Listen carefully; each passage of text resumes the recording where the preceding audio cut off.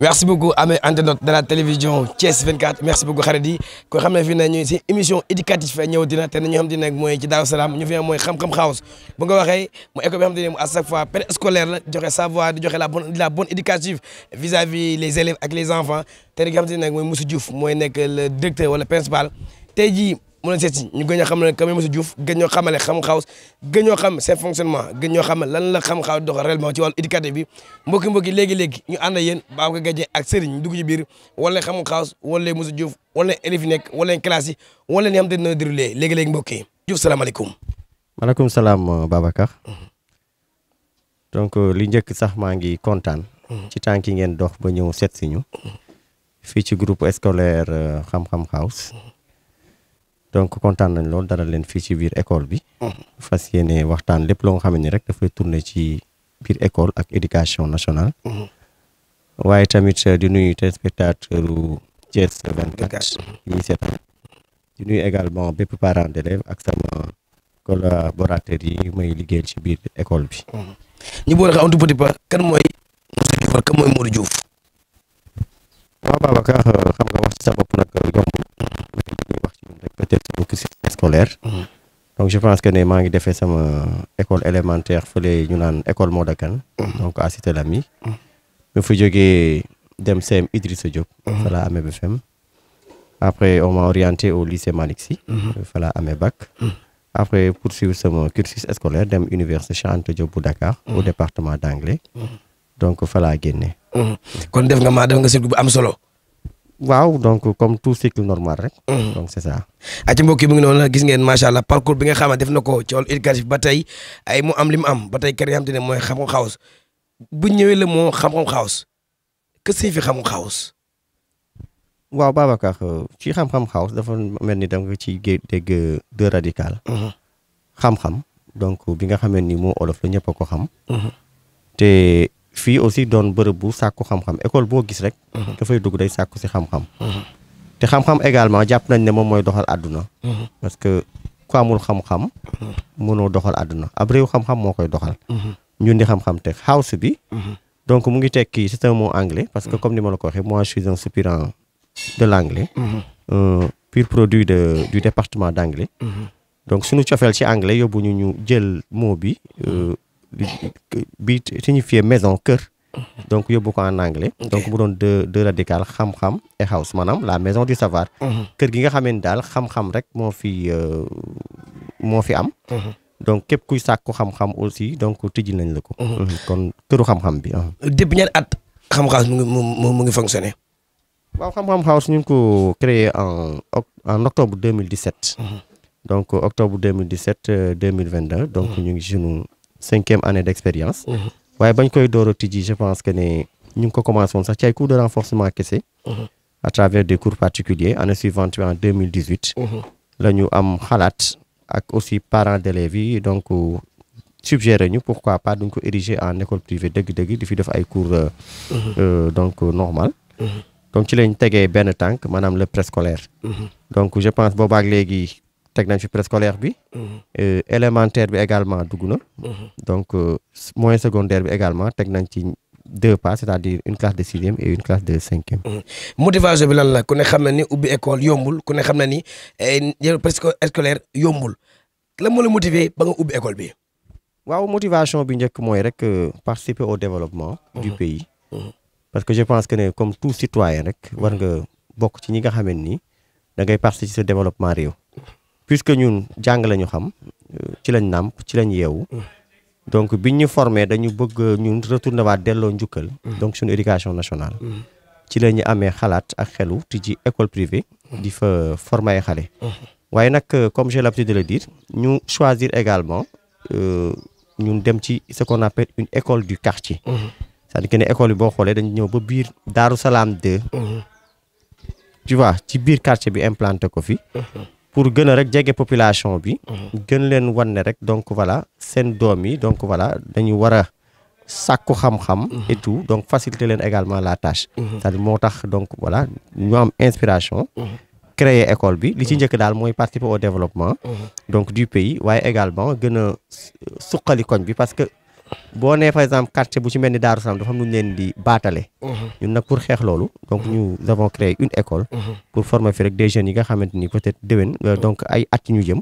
peut-être ca kanam di nga fi gis ay cadres aussi yu fi génnee. pour xeex loolu est-ce que yomboon na dafa comme ni ko waxee Daaru Salaam ku ne Daaru Salaam am mu buy teg yow nga jéem a convaincre ba samp loolu est-ce que réellement loolu yomboon na ba nga koy defar. waaw yombul parce que xam nga quartier bu ci ne dafa am réalité am. mais xam nga nu moom li ñu gëm mooy défi. ak imposé wu donc gëm suñu bopp gëm également la population parce que aussi yenn yi ñàkk a xam la rek. ñun bi ñu ñëwee donc li ñu njëkk a def mooy conscientiser la population. xamal leen à l'heure actuelle où nous sommes. dafa jot xale yi jàngi. sàkku xam-xam. pour changer image yu quartier. je pense da nga koy awale ci njàngale. ci éducation. donc loolu mooy pas bu njëkk bu ñu tegoon. mais également petit à petit parents yi di comprendre loolu. ba tey wax dëgg yàlla am confiance mo sëkk ci ñun indi seen doom dénkuñu ñu leen di former. ba tey mbokk yéen si émission éducation te nag ñam fi ne mu ñëw ci Xam-Xam House fi nga xam te ne nag mooy Moussa Diouf mu nekk le principal wala directeur ba tey di ko mën tuddee mu day gën a xóot ci question yi ndax yomboon na fait dajale ay élèves di jàngal sans autant que nga am loo ji séentu est-ce que yomboon na. waaw Babacar xam nga du yomb également. puisque former ay xale rek. donc yombul mais également dafa laaj ay moyens. mais xam nga nous sommes des passionnés de l'enseignement. c'est-à-dire mën naa la ne bi ñuy nekkee gën a nekk xale di jàng. au collège koñ ba ñu dëkkoon bu vacances jotoon. dañ doon dajale xale di leen jàngal. maanaam di leen former. kon éducation bi maanaam jàngale amour la njëkk a doon pour ñun. donc je pense que ne bu doonee amour ci yow. doon passion ci yow. donc doo ci séntu dara. donc du xaalis du dara. ñun dañ doon jël suñu propre moyen di ko investir. donc pour former xale yi. te loolu je pense que ne c'est un devoir. pour tout citoyen même. ses premiers élèves nombre de ñaata lañu woon. waaw je pense que ne élèves yi ma njëkk a dalal donc 4 élèves lañu. waaw maa ngi fàttaliku seen tur Yaali Fall Ndiaye Fall Binta Diop ak Adja Fall.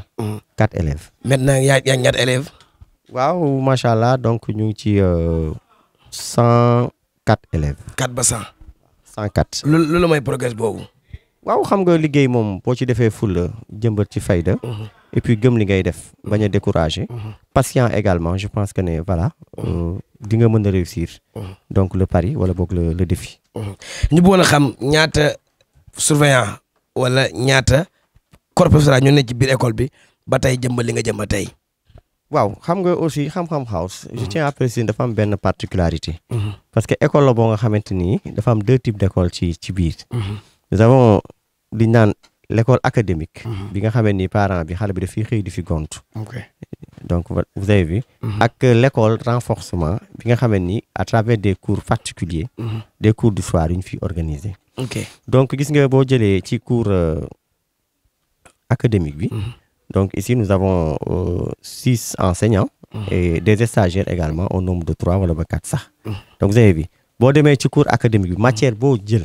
anglais français maths philo HG. donc dañu am professeur am fii. kon nga gis ne donc bu ñu cumuler yooyu yëpp. donc une quinzaine de professeurs et d'enseignants donc si je dis professeur dama bëgg wax jàngalekat rek wala boog ma ne enseignant. une quinzaine d'enseignants. donc ñu ngi fii ci biir école bi. nombre de classes. waaw nombre de classes nous avons 6 classes. fonctionnelles waaw ak préscolaire bi ñu nekk tey. donc c'est ça. est-ce que yomb na nga am environ 15 enseignants ak 6 classes comment faire pour élèves yi ñu mën a jàng comme ni nga ko waxee sànq am na yoo xam te ne suba gi lay ñëw am na yoo xam nga lay ñëw loolu noo koy nu mu programme bi exactement lan la. waaw xam nga Babacar lépp loo gisee dafa laaj une bonne organisation. à travers un emploi du temps clair même. donc ñun ci la ñuy jàngalee. heure bu par exemple cours académique yi pare day fekk na renforcement yi ñu ngi war a ñëw. donc classe yi également ñu xool nu leen jongler rek 6e bi am cours heure bi ñu ci des am cours heure bële. xam nga emploi du temps donc ni muy demee. à travers un emploi du temps rek donc nombre de salles bi donc du ci dara. mais il faut une bonne organisation quand même. par rapport au chronogramme. waaw chronogramme yi donc ñun matin et soir la ñuy def. donc école dafay fonctionner 8h ba 13h. après ñu dem pause mën naa ne donc voilà. 16h ñu reprendre ba 19h école bi dafay fonctionner. ku ne xam ne yor ay xale bas âge de 3 ans 4 ans 5 ans yombul noo koy gérer. waaw xam nga mooy li may wax rek avant tout gérer xale yombul parce que xale dafa am nu ko yàlla bindee.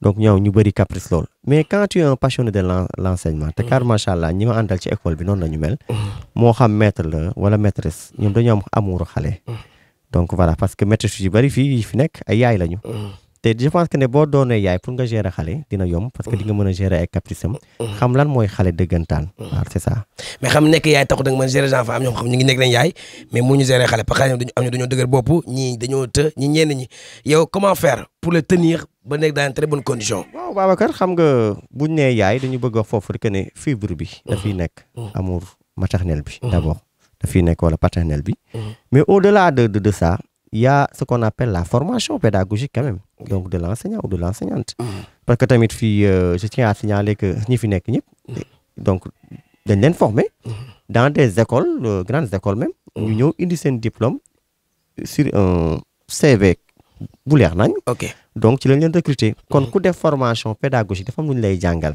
c'est-à-dire la psychologie de l'enfant ak leneen kon ñoom donc dafa doon ñi nga xam ne nii en amont dañuy def formation bi mais également yokku ci nag ñu doon ay yaay wala boog ay papa donc vous avez vu mais formation pédagogique bi donc je pense que ne moom moo ci jiitu te loolu mooy atu enseignant je pense ñu gis nga ñu def xam-xam house ñu def la case des surdoués comment expliquer les deux waaw xam nga la case des surdoués dafa mel ni kër rek nga jël benn néeg ci biir kër gi wutal ko tur je pense fi ñu nekk ni néeg la rek ci biir kër gi bu ma ko sañee wax la case des surdoués dañu jël xarey préscolaire bi tuddeel leen ko parce que état danaan case des tout petits ñu ñëw ci beneen facette ne la case des surdoués te le mot surdoué xam nga dafa am lu muy signifier nag Babacar mooy ko nga xam ne nii maanaam xam-xamam fu foo ko natt wees na ko te xam nga xale boo ko ne yow tu es un surdoué rek yow défi nga ko lancé kon moom d'ores et déjà war na xam ne kon moom war na sàkku xam-xam ba fépp fuñ ko laal rek ci wàllu xam-xam mu répondre fa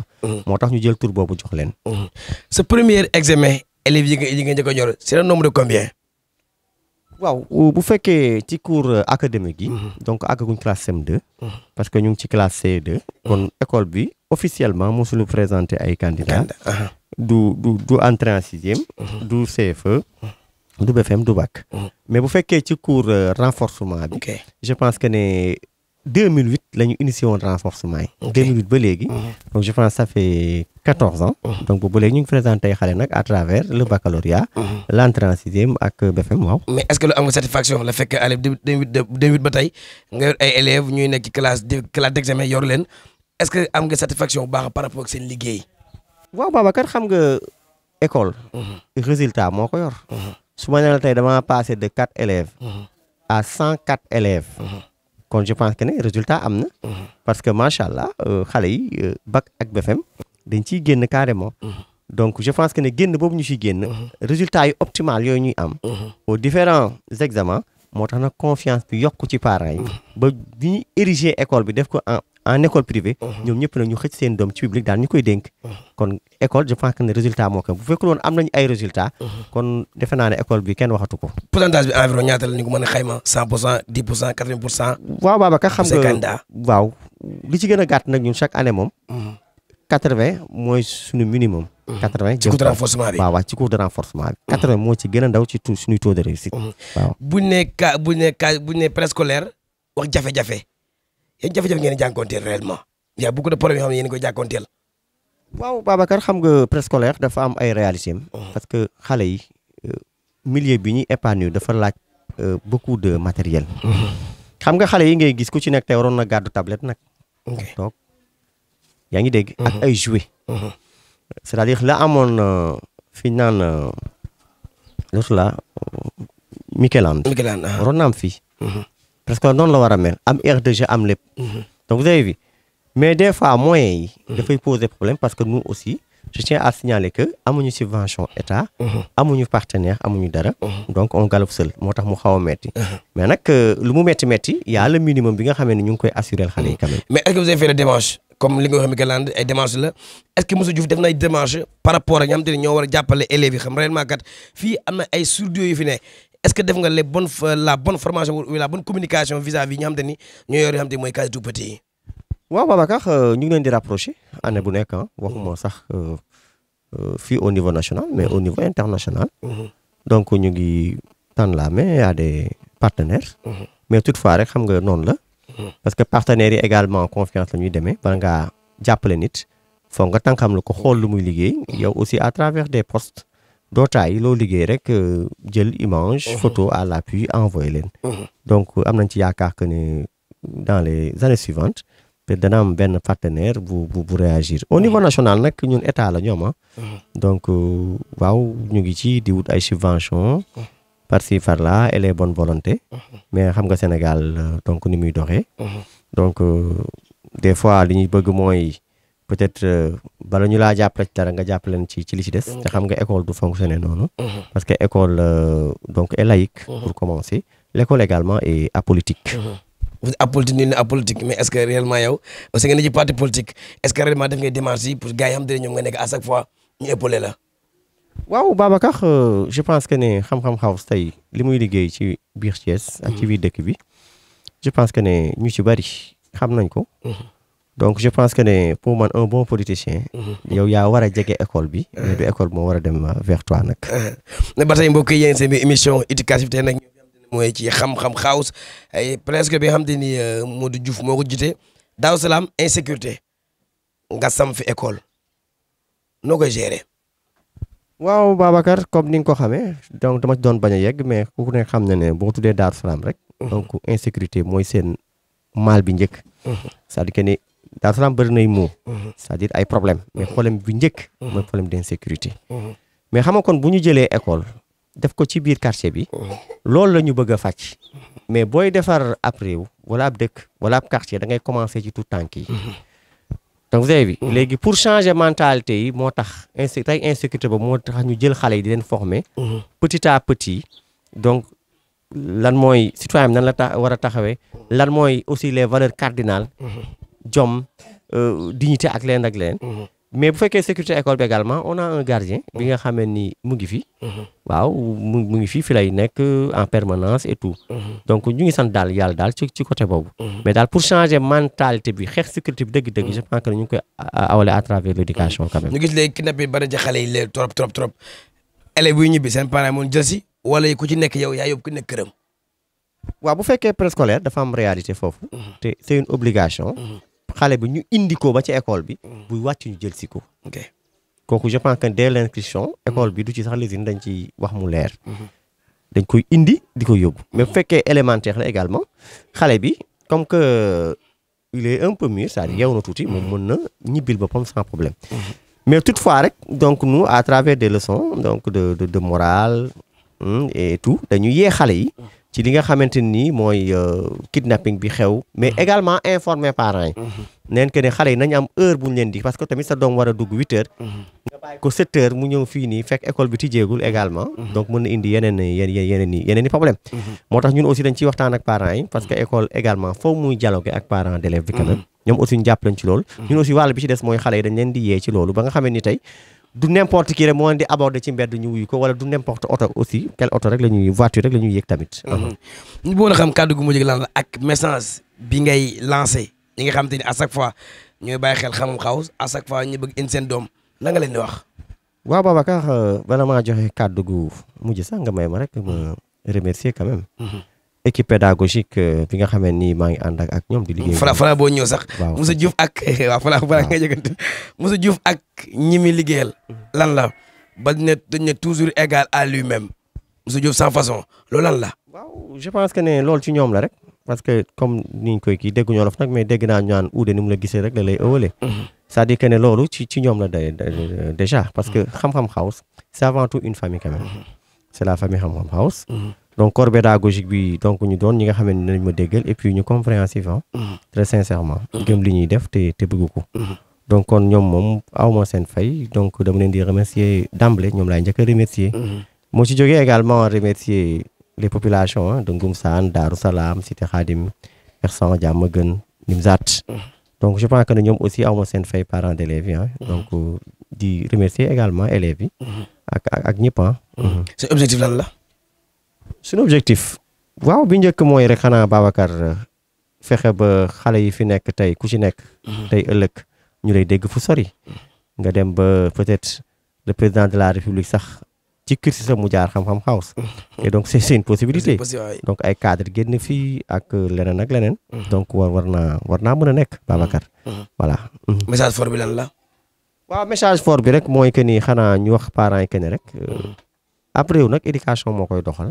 donc le président Mandela daan na ko wax nee na l'arme la plus puissante d'une nation et l'éducation ab réew nag Babacar njàng moo koy doxal kon parents yi war nañ bàyyi xel njàng mi mais également état bàyyi xel également njàng mi ak ñëpp rek ñu bàyyi xel que ne daal réew daal li koy développé ab njàng la kon nañu jàpp ci njàngu xale yi bu baax a baax crise scolaire bi nga bokk ci biir ne ci biir noo ko jàngatee waaw crise scolaire bi day Babacar defe naa ñun dañ naan aussi état moo ñu yóbbu ci moom moo yóbbu école fii mu toll tey crise bi loxo état jógu ci waaw bu fekkoon ne tey meurtre la dañ naan loxo état mu ngi ci salté na ci daal tax na ci rip donc vous avez vu lu ñuy mettul la nag en tant que acteur donc de l'éducation donc lu ñuy ñaawlu la mais xam naa nag c'est à rectifier dans les années suivantes donc lu mel ni daal bañ fi jaarati bientôt les examens BFEM baccalauréat ek mosu joppan pour déposer ay candidats am waaw yàgg na donc ñun dañuy demee rek benn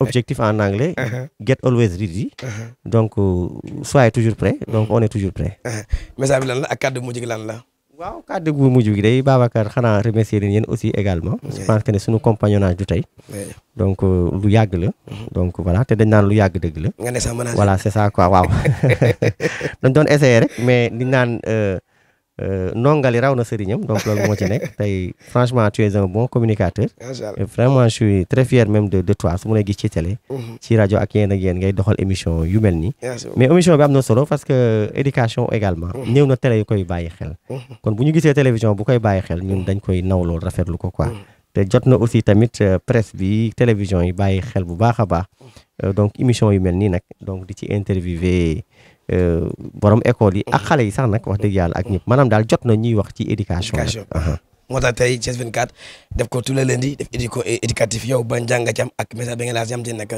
mooy à chaque fois ñuy baaxee Thiès 24 waaw Thiès 24 daal fi ñu teg tànk foofu la buñ ko teggi nañ ko gën a ñoŋal te gën ko multiplier tamit à travers d'autres émissions sax thématiques yi nga xam ne nañ ñëw ci thème par exemple crise scolaire tey suba ñu ñëw le comportement des élèves suba également le comportement des enseignants ou bien des enseignants pare nga bu def ko waaw acca waaw pare naa pour accompagner leen ci loolu voilà c'est ça merci beaucoup vraiment ci émission bi macha allah di ko rafetlu aussi di leen wax di tamit événement yi suñu kanam am nañ 72 heures ici à Xam Xam House ko dalee jeudi vendredi ba samedi ñoo moomee fête de fin d'année bi le 18 là il y a d'autres activités yoo xam ne ñu ngi koy def jeudi et vendredi donc vous êtes invités ak vraiment ñu fi nekk yëpp di remercier ñëpp yow yaay man je suis stagiaire je suis stagiaire ici donc je m'appelle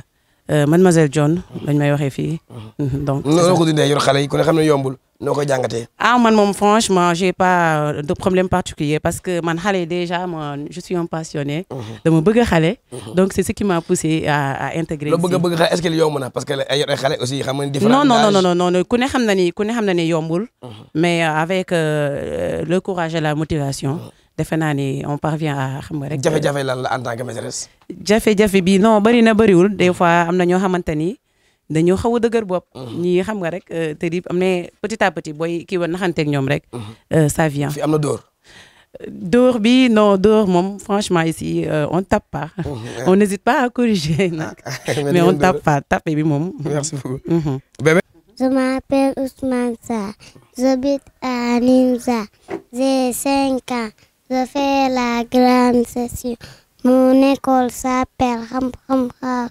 Mon père et ma mère sont des références et je les adore.